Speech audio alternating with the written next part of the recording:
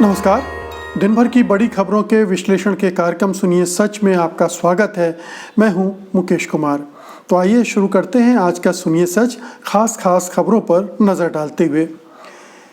NEET परीक्षाएं रुकवाने के लिए 6 राज्य पहुंचे सुप्रीम कोर्ट। आजाद बोले 50 साल विपक्ष में बैठना है तो चुनाव न करवाए कांग्रेस।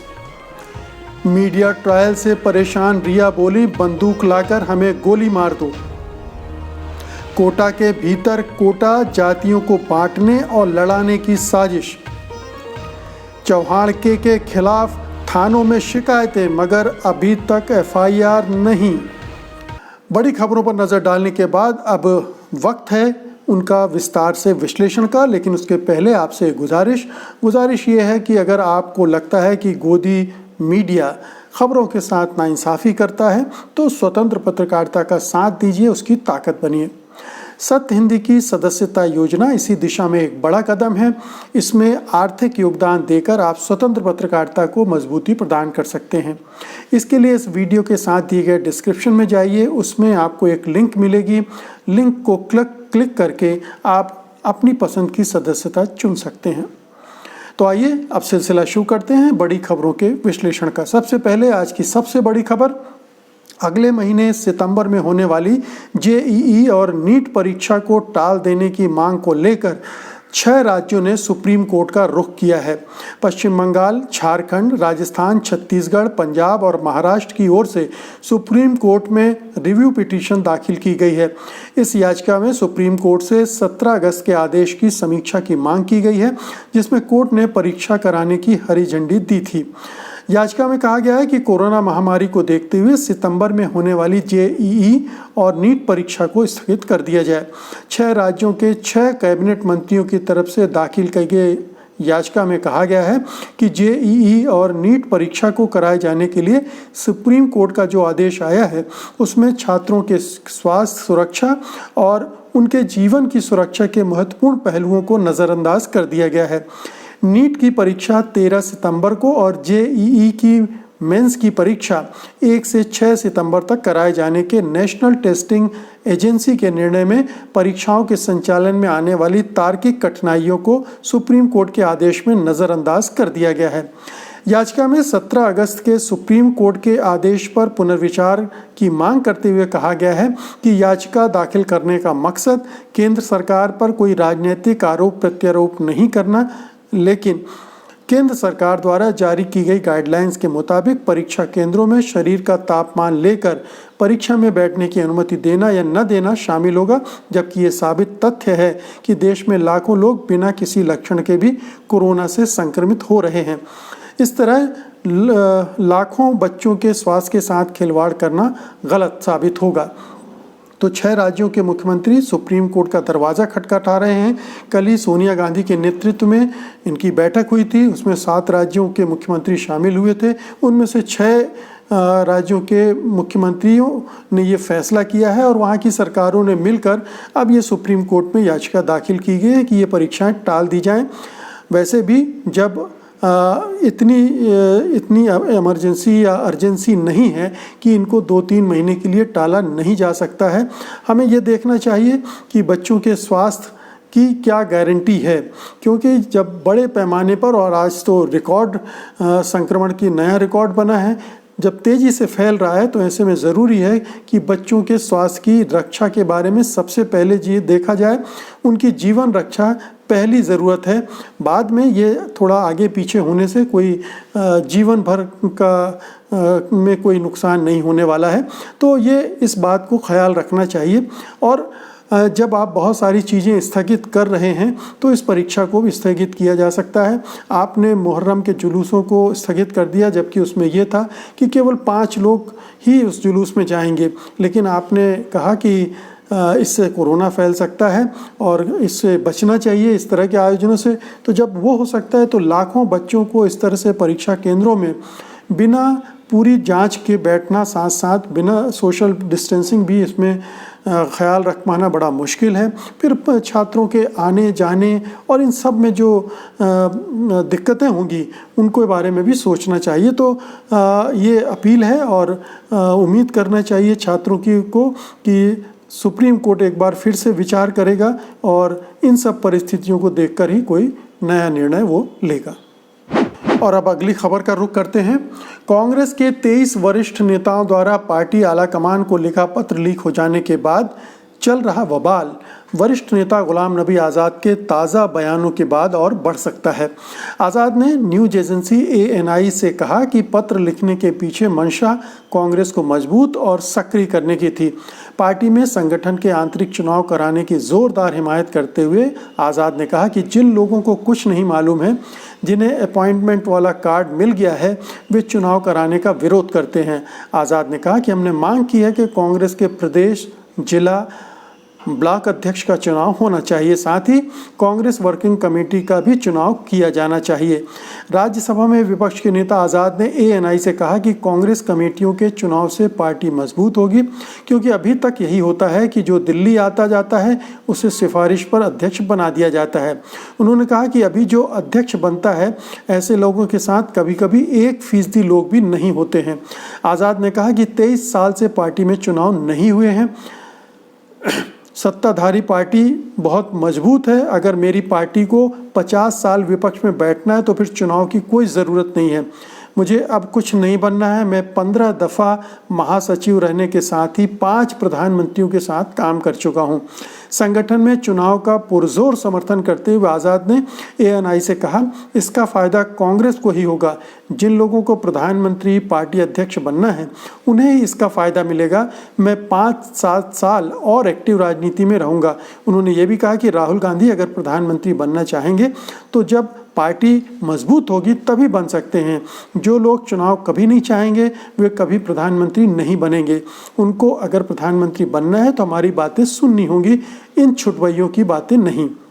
इसके अलावा अंग्रेजी अखबार हिंदुस्तान टाइम्स को दिए इंटरव्यू में कांग्रेस के वरिष्ठ नेता कपिल सिब्बल ने कहा है कि कांग्रेस पार्टी को 24x7 यानी 24x7 यानी 7 दिन 24 घंटे वाला नेतृत्व चाहिए। सिब्बल ने यह भी कहा कि कांग्रेस पार्टी इस समय ऐतिहासिक रूप से नीचे जा चुकी है, निचले स्तर पर पहुंच गई है। बहुत ही साफ गोई से बात रखी गई है और इसमें कहीं भी कोई मतभेद नहीं होना चाहिए। कांग्रेस हाईकमान को भी समझना चाहिए कि पार्टी के आंतरिक चुनाव होंगे तो पार्टी गतिशील होगी और जो निचले स्तर तक, ग्रास रूट लेवल तक अगर पार्टी गतिशील होती है तो ये राजनीतिक सक्रियता पार्टी को आगे ले जाने में काम आएगी। लेकिन अगर पार्टी ने शुतुरमुर्गी रवैया अपना रखा है, पार्टी हाईकमान ने, और वो इन नेताओं की बातों को विभाजनकारी कदम के रूप में देख रहा है या इनके किसी दूसरे मोटिव को देख रहा है, तो ये उसकी गलती होगी। कायदे से होना चाहिए कि पार्टी में नियमित चुनाव हो। पार्टी अगर दावा करती है कि वो लोकतंत्र का सम्मान करती है तो आंतरिक लोकतंत्र के लिए भी ये चुनाव नियमित रूप से होने चाहिए, जो 23 साल से नहीं हुए हैं। तो ये सर्वानुमति और मनोनयन इस परंपरा को खत्म करके, क्योंकि ये चापलूसी की परंपरा को, दरबारी परंपरा को आगे बढ़ाती है, इसलिए बेहतर होगा कि चुनाव का रास्ता अपनाया जाए और इन नेताओं को टारगेट करने की जो कोशिश हाईकमान के द्वारा या पार्टी नेताओं के द्वारा हो रही है उस पर भी रोक लगनी चाहिए, क्योंकि इससे पार्टी का ही नुकसान होगा, बाहर छवि खराब होगी। तो जो भी ये वरिष्ठ नेता कह रहे हैं उनकी बातों को ध्यान से सुना जाना चाहिए और उसके बाद फिर एक अच्छी स्ट्रेटजी बना के कांग्रेस को आगे बढ़ना चाहिए, वरना वो तो गड्ढे में गिरी चुकी है, उससे निकलने में उसे फिर बरसों लग जाएंगे। अगली खबर लेते हैं। टीवी चैनलों के लिए देश का सबसे अहम और TRP बटोरने का मुद्दा बन चुके फिल्म अभिनेता सुशांत सिंह राजपूत की मौत के मामले में उनकी पूर्व मित्र रिया चक्रवर्ती के सामने आने के बाद बहस का रुख बदल गया है। कुछ टीवी चैनलों पर दिन रात रिया को सुशांत की मौत का जिम्मेदार ठहराने की कोशिश हो रही है, लेकिन ऐसे में रिया ने कई मामलों में साफ साफ बात करके अपना पक्ष दमदार तरीके से सामने रखा है। न्यूज़ चैनलों को दिए इंटरव्यू में रिया ने इस सवाल के जवाब में कि क्या उनका ड्रग डीलर्स के साथ कोई कनेक्शन है। रिया ने कहा यही बचा था अब मेरे ऊपर डालने के लिए, इस लड़की को सूली पर चढ़ा दो। मैं तो बोलती हूँ कि एक बंदूक ही ले आओ और मेरी फैमिली लाइन से खड़ी हो जाएगी, गोली मारकर उड़ा दो हमें, नहीं तो हम ही सुसाइड कर लेते हैं, फिर कौन जिम्मेदार होगा। रिया ने कहा कि वो इन सारे आरोपों को सिरे से खारिज करती हैं और ये पूरी तरह बेबुनियाद है। उन्होंने कहा कि वो इसलिए इन आरोपों के बारे में बात नहीं करना चाहती थी क्योंकि ये बातें इस मामले में आगे की जांच को प्रभावित कर सकती हैं। रिया ने यह भी कहा कि उन्होंने ज़िंदगी में कभी भी कोई ड्रग्स नहीं ली है और वो अपना ड्रग टेस्ट कराने के लिए तैयार हैं। रिया ने एक सवाल के जवाब में कहा कि सुशांत ड्रग्स लेते थे और वो उन्हें कंट्रोल करने की कोशिश कर रही थी। रिया ने जितने सहज तरीके से अपनी बातों को रखा है और सीबीआई जांच को लेकर वो जितनी पॉजिटिव दिखाई दी हैं, उसके बाद लोगों को यही कहना है कि इस मामले में न्यूज़ चैनलों को इस फिल्म अभिनेत्री का मीडिया ट्रायल करने के बजाय जांच एजेंसियों को अपना काम करने देना चाहिए। बेहुदे मीडिया ट्रायल के खिलाफ सुशांत की एक्स मैनेजर दिशा सालियान के पिता भी मीडिया पर बुरी तरह भड़क चुके हैं। अभी तक पूरा मामला मीडिया में एक तरफा चल रहा था। जस्टिस फॉर सुशांत के नाम पर रिया चक्रवर्ती को एक खलनायिका, एक विलेन बनाने की कोशिश की जा रही थी। उनके खिलाफ एक के बाद एक खबरें प्लांट की जा रही थी या अपुष्ट समाचार दिए जा रहे थे और दूसरी तरफ से उनका कोई खंडन नहीं आ रहा था। तो एक छवि ये बन रही थी कि इस पूरे मामले में रिया चक्रवर्ती दोषी हैं, बल्कि उनको बदनाम करने के लिए कुछ ऐसे विष कन्या, वो काला जादू कर रही हैं और प्राइम टाइम में ये बहस बार बार की जा रही थी। जाहिर है कि इसका पूरा संबंध टीआरपी युद्ध जो चैनलों के बीच में चल रहा है उससे था, क्योंकि सुशांत चैनलों को अच्छी टीआरपी दे रहे हैं और जो चैनल सबसे ज़्यादा बढ़ा चढ़ाकर फर्जी खबरें दे रहे हैं, फर्जी बहस करा रहे हैं, उनकी टीआरपी एकदम से बढ़ रही है। तो ये चैनलों के बीच जो सुशांत मामले को लेकर टीआरपी वार चल रही थी उसका भी एक हिस्सा माना जा सकता है। लेकिन जाहिर है कि दूसरे पक्ष का आना ये अपने आप में एक अच्छी बात है, क्योंकि जब भी मीडिया में दोनों पक्ष आएंगे तभी लोगों को सही राय बनाने का मौका भी मिलता है। तो मीडिया की भूमिका भी यही है कि वो अनगढ़ अपुष्ट समाचारों और सूचनाओं के बजाय ठोस बात करे और अगर दोनों पक्षों की चीज़ें सामने रख दे तो जनता अपने आप देख सकती है। लेकिन मीडिया ट्रायल करने वाले हमारे प्राइम टाइम के सुपरस्टार एंकर दरअसल इनको कटघरे में खड़ा करके खुद ही फैसला सुनाने के लिए तत्पर रहते हैं, व्याकुल रहते हैं और वो यही कर रहे हैं। तो अब इसीलिए आप देखिए कि जिन चैनलों को रिया चक्रवर्ती का इंटरव्यू नहीं मिला है उनमें ज़बरदस्त छटपटाहट है। वो उन एंकरों पर हमला कर रहे हैं जिन्होंने रिया चक्रवर्ती के इंटरव्यू किए हैं। तो ये एक बहुत ही घटिया किस्म की पत्रकारिता और घटिया किस्म की लड़ाई है जो हमें अब देखने को मिल रही चैनलों के बीच में। तो चैनलों की आपस की लड़ाई, सुशांत टीआरपी का मुद्दा बने हुए हैं।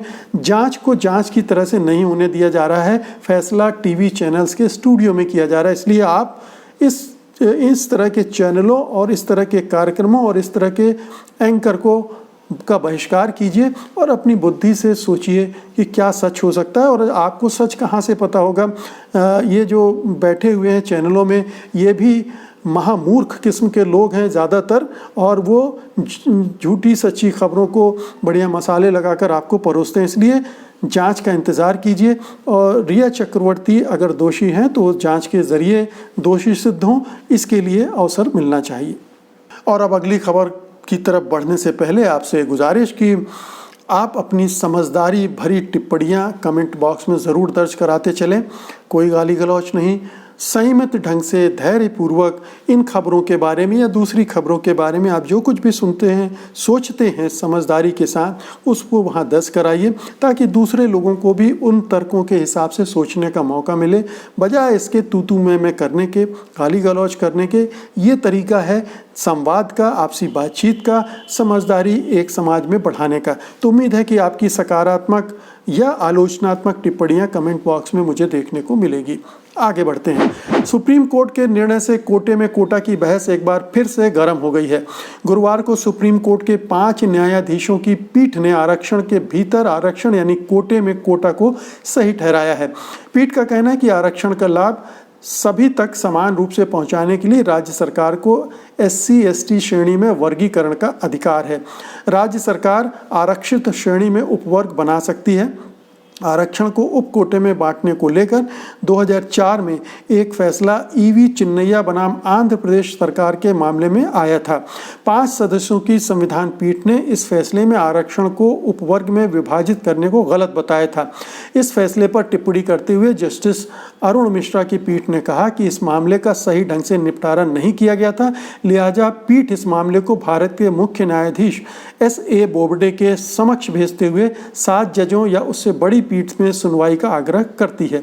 अरुण मिश्रा कोटे को बांटने के पक्ष में हैं और आरक्षण के मामले में उनकी राय हम सब जानते हैं कि लगातार वो आरक्षण को कैसे कमज़ोर किया जाए इसके लिए तरह तरह से फैसले सुनाते रहे हैं। आपको याद दिला दें कि केंद्र सरकार ने पिछड़े वर्ग को विभिन्न उपजातियों में बांटकर आरक्षण व्यवस्था करने पर विचार के लिए जस्टिस G रोहिणी की अध्यक्षता में समिति का गठन किया है। इसे लेकर पिछड़ा वर्ग आयोग से भी राय मांगी गई। इन दोनों कवायदों से पिछड़े वर्ग को उपजातियों में बांटने की कवायद में सरकार सफल नहीं हो सकी। अब उच्चतम न्यायालय के फैसले के माध्यम से सरकार इस दिशा में बढ़ने की ओर है। अब कोटे को उपवर्ग में बांटने को लेकर सुप्रीम कोर्ट ने एक अहम फैसला दिया है। बीजेपी सरकार हमेशा से चाहती आई है कि पिछड़े वर्ग और अनुसूचित जाति एवं जनजाति को विभिन्न उपजातियों में विभाजित कर दिया जाए और आरक्षण के कोटे में उप कोटे की व्यवस्था की जाए। तो ये बीजेपी की जो राजनीति है आरक्षण विरोधी, हालांकि पब्लिकली तो वो यही कहती कि वो आरक्षण के पक्ष में है, लेकिन इस पूरी आरक्षण व्यवस्था के बारे में संघ परिवार का रुख नकारात्मक है। वो किसी भी तरह से इस आरक्षण व्यवस्था को ख़त्म करना चाहते हैं या लगातार उसको कमज़ोर करने की कोशिश हो रही है। तो ये तरह तरह से कैसे किया जाए, अब सब कैटेगरी में बांटने का मतलब है कि उन जातियों की जो एकता आरक्षण की वजह से हुई है उनको खंड खंड कर दिया जाए, उनको आपस में भिड़ा दिया जाए। और जो जातियां थोड़ा ताकतवर हैं या बीजेपी के ख़िलाफ़ हैं, जैसे उत्तर प्रदेश और बिहार में यादव हैं, कुर्मी हैं, तो उनको कैसे साइडलाइन किया जाए और जो जातियां उनका समर्थन कर सकती हैं उनको जोड़ा जाए। तो एक पूरी राजनीतिक साजिश है। लेकिन सबसे बड़ी बात यह है कि इस तरह के फैसले लेने के लिए जो आंकड़े चाहिए जनसंख्या के, वो किसी के पास नहीं है। 1931 में आखिरी बार जातिगत जनगणना हुई थी और उनके आंकड़ों के आधार पर ये सारा काम करने की कोशिश हो रही है। ये सरकार जातिगत जनगणना के लिए तैयार नहीं है, जबकि बार बार कहा जा रहा है कि एक पूरा जाति का ब्यौरा आना चाहिए और जनगणना में जाति का कॉलम भी होना चाहिए। लेकिन सरकार इससे कतराती है, सरकार इसके लिए तैयार नहीं है, क्योंकि वो जानती है कि जैसे ही जाति के आंकड़े बाहर आएंगे तो वो आंकड़े हैरान कर देने वाले होंगे, क्योंकि जो पिछड़े वर्ग की जो संख्या है वो 52% बताई जाती है, वो उससे कहीं ज़्यादा निकल सकती है और फिर उसमें ज़्यादा आरक्षण की मांग हो सकती है। हालांकि उनकी आबादी के अनुपात में उन्हें बहुत कम आरक्षण यानी 27% दिया जा रहा है। हालांकि जो पिछड़ों का आरक्षण उसमें क्रीमी लेयर वाली बात पहले से है, तो उसका इशू नहीं है, लेकिन कल को सरकार उधर का भी रुख करेगी ही, उस व्यवस्था को भी छिन्न भिन्न करने के लिए। तो ये पूरे मामले को देखा जाना चाहिए। सुप्रीम कोर्ट में भी कुछ समय से ये प्रवृत्तियां हावी हो रही कि कैसे आरक्षण व्यवस्था को ध्वस्त किया जाए, कमज़ोर किया जाए। तो ये सारी मुहिम उसी तरफ जा रही है। इसे गंभीरता से और गहराई से समझने की ज़रूरत है कि इसका इन जातियों के भलाई से कुछ लेना देना नहीं है। ये एक राजनीतिक खेल है आरक्षण को ध्वस्त करके एक हिंदुत्ववादी राजनीति को आगे बढ़ाने का। और अब आज की अंतिम खबर, नौकरशाही जिहाद और UPSC जिहाद को लेकर सुदर्शन न्यूज़ और उसके editor in chief Suresh Chauhan के खिलाफ कई लोगों ने FIR दर्ज करने के लिए शिकायत डाल दी है, लेकिन इस मामले में अभी तक रिपोर्ट दर्ज किए जाने की कोई खबर नहीं है। सुरेश चौहान के एक ट्वीट से ये भी पता चलता है, जिसमें उन्होंने कहा है कि उनके खिलाफ हज़ारों शिकायतें दी गई हैं। हालांकि इसके साथ ही उन्होंने इन शिकायतों को फेक भी बता दिया है। सुरेश चौहान के ने 2 दिन पहले ही सिविल सेवा में मुस्लिम समुदाय के लोगों के जाने पर निशाना साधते हुए एक प्रमोशनल वीडियो पोस्ट किया था। इसमें उन्होंने कहा है कि वो सुदर्शन न्यूज़ पर कार्यपालिका में मुस्लिम घुसपैठ को 28 अगस्त तक पर्दाफाश करेंगे। इस पोस्ट में उन्होंने मुस्लिमों के लिए नौकरशाही जिहाद और यूपीएससी जिहाद जैसे शब्दों का प्रयोग किया है। इस पर सामाजिक कार्यकर्ताओं से लेकर आईपीएस एसोसिएशन, आईपीएस अफसरों और आईएएस अधिकारियों ने आपत्ति की है और इसे नफरत फैलाने वाला करार दिया है। सामाजिक कार्यकर्ता साकेत गोखले, तहसीन पूनावाला जैसे लोगों द्वारा दी गई इन शिकायतों में नफरत फैलाने और सांप्रदायिक सौहार्द बिगाड़ने का आरोप लगाया गया है। ट्विटर पर तो लोग ये आरोप लगा रहे हैं कि सरकारी नीतियों का विरोध करने वालों के सामान्य बयान पर भी पुलिस उनके खिलाफ ऐसी एफआईआर तुरंत दर्ज कर लेती, लेकिन इस मामले में ऐसा नहीं है। इस विवाद के बीच ही ट्विटर पर सुरेश चौहान के ट्विटर अकाउंट को सस्पेंड करने की मांग जोर पकड़ रही, लेकिन इसको लेकर ट्विटर ने अभी तक कोई कार्रवाई नहीं की है। बता दें कि फेक खबर को लेकर सुदर्शन टीवी और सुरेश चौहान के को पिछले साल मार्च में तब बड़ा झटका लगा था जब कोच्चि के कोझिकोड कोर्ट ने एक ऐसी खबर के लिए 50 लाख रुपए का जुर्माना उन पर लगाया था। दरअसल मामला ये था कि सुदर्शन टीवी ने 20 अगस्त 2016 को एक फेक वीडियो का प्रसारण किया था जिसमें दिखाया गया था कि चेन्नई में मालाबार गोल्ड के एक कार्यक्रम में पाकिस्तान का स्वतंत्रता दिवस समारोह मनाया गया था, लेकिन वो वीडियो वास्तव में दुबई की एक वित्तीय कंपनी द्वारा वहां पाकिस्तान के स्वतंत्रता दिवस समारोह मनाने का था। तो सुदर्शन टीवी और सुदर्शन टीवी के ये तथाकथित एडिटर इन चीफ चौहान के ये दरअसल पत्रकार नहीं है, पत्रकार के वेश में एक प्रचारक हैं। संघ परिवार के इनकी घनिष्ठता जग जाहिर है, चाहे वो प्रधानमंत्री हों और चाहे वो संघ प्रमुख हों, उनके आसपास इनको कई बार देखा गया है, मंचों पर देखा गया है और इनका काम है समाज में घृणा फैलाना मुसलमानों के खिलाफ। इनका एकमात्र एजेंडा यही है, इनका चैनल हमेशा यही जहर उगलता रहता है कि कैसे मुसलमानों को टारगेट किया जाए और ये इन्होंने एक नया बहाना ढूंढ लिया है नौकरशाही जिहाद का। जैसे कभी एक चैनल ने तरह तरह के जिहादों का चार्ट बनाया था क्योंकि उनके मन में भी इस तरह की भावनाएं अल्पसंख्यक समुदायों के प्रति है नफरत की, तो उसने वो किया था। और अब ये सुदर्शन के सुरेश चौहान के कर रहे हैं। ये विशुद्ध रूप से इनके खिलाफ कार्रवाई होनी चाहिए, इनको तुरंत अरेस्ट किया जाना चाहिए। एफआईआर तो तुरंत दर्ज होनी चाहिए, लेकिन चूंकि पूरा तंत्र इनके साथ खड़ा है, सरकार इनके साथ खड़ी है विभिन्न राज्यों की, इसलिए इनके खिलाफ कोई कार्रवाई न पहले हुई न अब हो रही है और अगर होगी भी तो बहुत ठोस कार्रवाई नहीं होगी, ये आप जान लीजिए। ये हिंदुत्व ब्रिगेड के एक चेहरे हैं जो हिंदुत्व को आगे बढ़ाने के लिए किसी भी हद तक जा सकते हैं, किसी भी तरह की नफरत फैला सकते हैं, हिंसा का वातावरण बना सकते हैं। और ये हम देख रहे हैं कि इस तरह के व्यक्ति इस समाज में खूब फल फूल रहे हैं राजनीतिक संरक्षण की वजह से। और इस तरह के चैनल, इस तरह के मीडिया का होना ही इस देश के लिए शर्मनाक है, क्यों इस लोकतंत्र के लिए शर्मनाक है, इस संविधान के लिए शर्मनाक है और हमारी जो तमाम विरासत है आज़ादी के आंदोलन से लेकर अभी तक, उस पर एक अश्लील टिप्पणी है।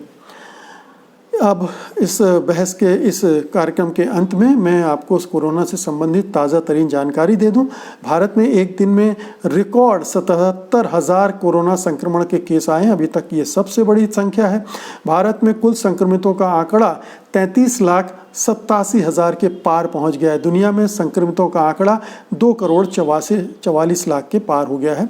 तो मित्रों, ये थी आज की बड़ी खबरें, प्रमुख खबरें और उनका विश्लेषण। उम्मीद है कि आपको पसंद आया होगा। आप इस वीडियो को लाइक करेंगे, शेयर करेंगे और जिन्होंने अभी तक इस चैनल को सब्सक्राइब नहीं किया उसे सब्सक्राइब भी करेंगे। अब मुझे अनुमति दीजिए, मैं सोमवार को माफ़ कीजिएगा, मैं कल फिर हाजिर होऊंगा कल की बड़ी खबरों के साथ उनके विश्लेषण के लिए। तब तक के लिए नमस्कार। सत्य हिंदी के और वीडियोस को देखने के लिए हमारे YouTube चैनल को सब्सक्राइब करें और सीधे नोटिफिकेशन पाने के लिए बेल आइकन दबाएं।